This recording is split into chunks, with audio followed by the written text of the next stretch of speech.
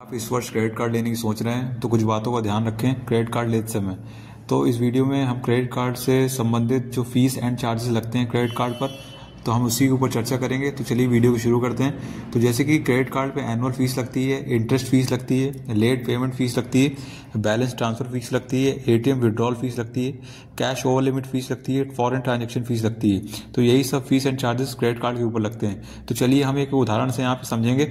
तो मान लीजिए आपके क्रेडिट कार्ड की लिमिट 1 लाख रुपए है और उसकी जो बिल साइकिल है वह 1 से 30 तारीख की है। तो आप यहाँ पे इमेजिन कीजिए कि आपने 2 मार्च को यहाँ पे 5,000 रुपये की यहाँ पे खरीदारी की, तो आपकी क्रेडिट लिमिट बचती है 95,000 रुपये।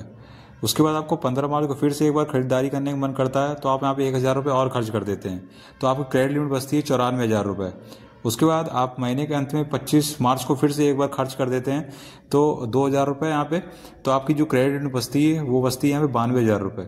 जब आपका बिल स्टेटमेंट 30 तारीख को आएगा, वहाँ पर टोटल ड्यू अमाउंट आपको यहाँ पे 8,000 रुपये दिखाई देगा और आपको मिनिमम ड्यू अमाउंट यहाँ पे 400 रुपये दिखाई देगा, जो आपका टोटल ड्यू अमाउंट का 5% होगा। बिल भरने की ड्यू डेट होगी 15 अप्रैल। जनरली जिस दिन आपका बिल जनरेट होता है उसके 15 से 20 दिन के भीतर आपको अपना ड्यू अमाउंट भरना होता है। मान लीजिए कि आपने 14 तारीख को अपना पूरा ड्यू अमाउंट भर दिया, तो आपके ऊपर कोई भी चार्जेस और इंटरेस्ट यहाँ पे नहीं लगेगा। जानेंगे कि कैसे और कब यहाँ पे चार्जेस लगना शुरू होता है। मान लीजिए कि आपके पास यहाँ पे 8,000 रुपये भी यहाँ पे ड्यू अमाउंट भरने के नहीं है, मात्र आपके पास 2,000 रुपये ही है, तो अब आपके ऊपर कैसे यहाँ पे इंटरेस्ट और चार्ज यहाँ पे लगेगा। तो आपने यहाँ पे 3 परचेज की थी, तो आपके ऊपर पहली परचेज जो आपकी यहाँ पे 2 मार्च की थी, तो आपका जो 2,000 रुपये का अमाउंट है उससे यहाँ पे सेटल होगा। तो आपने 2 मार्च को यहाँ पे 5,000 रुपये की परचेज की थी, तो 5,000 माइनस 2,000, तो आपको जो 3,000 रुपये आपको यहाँ पे दिखाई देगा। तो इससे हम कहते हैं यहाँ पे सेटलमेंट ऑफ द अमाउंट। हर महीने का जो इंटरेस्ट हर क्रेडिट कार्ड कंपनी का यहाँ पे अलग होता है, जो कि यहाँ पे 3.5% का होता है। तो कि यहाँ पे हम देखेंगे कि कैसे यहाँ पे इंटरेस्ट लगेगा 3,000 पे। तो 3,000 गुणे 3.5% हर कंपनी का होता है यहाँ पे। तो हम यहाँ पे गुणा करेंगे 3.5 से और मल्टीप्लाई करेंगे 1/30 से, क्योंकि एक महीने का इंटरेस्ट है, और इंटू करेंगे 59 से। ये तो हम यहाँ पे 59 का आपको यहाँ पे कॉन्सेप्ट समझा देते हैं कि देखिए यहाँ पे 2 मार्च को से यहाँ पे 30 तारीख तक आपके यहाँ पे हो जाएंगे 29 दिन, और आपके अगली 30 तारीख को यहाँ पे बिल जनरेट होगा, तो यहाँ पे 30 प्लस 29 आपके ये हो जाएंगे 59 दिन। तो आपको जब इसको कैलकुलेट करेंगे तो आपको यहाँ पे जो इंटरेस्ट पड़ेगा 3,000 रुपये पे 206 रुपये 50 पैसे का यहाँ पड़ेगा। इसी तरह आपको यहाँ पे 1,000 रुपये पे इंटरेस्ट लगेगा। 1,000 मल्टीप्लाई बाय 3.5% इंटू 1/30 इंटू 46, तो 46 का यहाँ पे आपको यहाँ पे 16 दिन ये होगा, और अगली 30 तारीख वो हो गई 30 दिन, तो आपके 16 प्लस 30 46 हो जाएगा। तो आपको यहाँ पे 1,000 पे यहाँ पे इंटरेस्ट लगेगा 53.60 पैसे। उसके बाद आपको 25 मार्च पे आपको 2,000 रुपये खर्च किए थे, तो 2,000 इंटू 3.5% इंटू 1/30 इंटू 36 डेज आपके ये हो जाएंगे। तो 6 दिन इधर हो गए और 30 दिन उधर, तो आपको 36 दिन हो जाएंगे।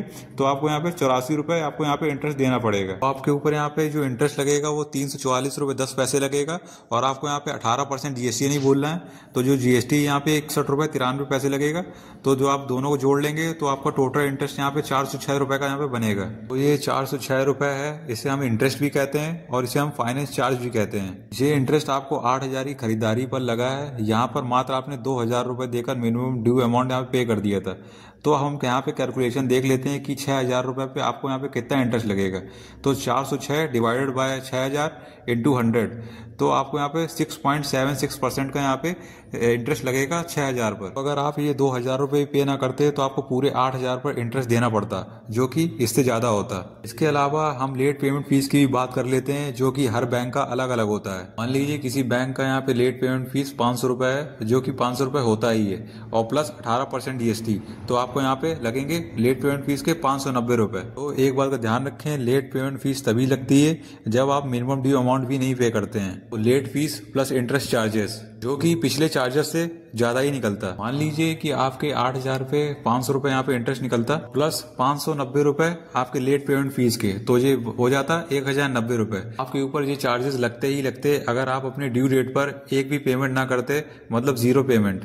इसके अलावा जब आप क्रेडिट कार्ड लेते हैं, कोई कोई क्रेडिट कार्ड कंपनी आपको क्रेडिट कार्ड फ्री में देती है, कोई कोई ज्वाइनिंग फीस लेती है और कोई कोई एनुअल फीस भी लेती है। यह निर्भर करता है कि आप कौन से बैंक से क्रेडिट कार्ड ले रहे हैं और किस प्रकार का क्रेडिट कार्ड ले रहे हैं। कई बार तो ऐसा होता है कि आप एक साल के अंदर एक एक्स अमाउंट खर्च कर देते हैं तो आपकी जो क्रेडिट कार्ड कंपनी होती है वो आपकी एनुअल फीस और ज्वाइनिंग फीस को वेव ऑफ कर देती है, यानी माफ कर देती है। इसके अलावा बैलेंस ट्रांसफर फीस भी होती है। अगर आपके पास बैलेंस ट्रांसफर क्रेडिट कार्ड है या आपने कहीं पैसे भेजे हैं तो आपके ऊपर एक एक्स अमाउंट का चार्ज लग जाएगा, जो कि हर बैंक का 1 से 3% का होता है।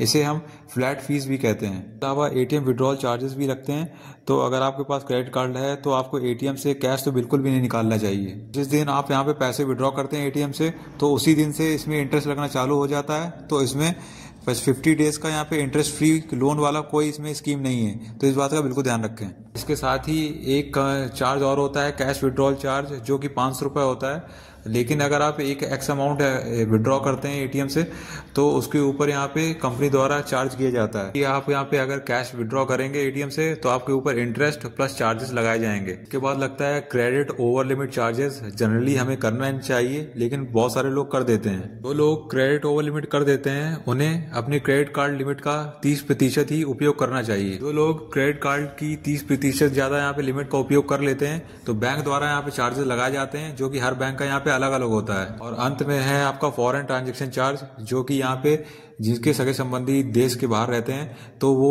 एक एक्स अमाउंट अपने सगे संबंधी को भेजते हैं। मान लीजिए वो 1 लाख रुपए भेजते हैं तो उसके ऊपर भी यहाँ पे बैंक यहाँ पे चार्ज करता है, जो कि यहाँ पे 3% होता है। तो आप मान लीजिए 1 लाख रुपए भेजे तो बैंक यहाँ पे 3% चार्ज करेगा, तो आप मतलब आपके 3,000 रुपए बैंक यहाँ पे चार्ज कर लेगा। तो यही सब चार्जेस होते हैं जो कि आपको क्रेडिट कार्ड लेते समय यहाँ पे ध्यान रखने चाहिए कि क्या क्या चार्जेस यहाँ पे लगेंगे। अगर आपको वीडियो अच्छा लगा है तो वीडियो को लाइक करिए, चैनल सब्सक्राइब करें और कमेंट जरूर करें।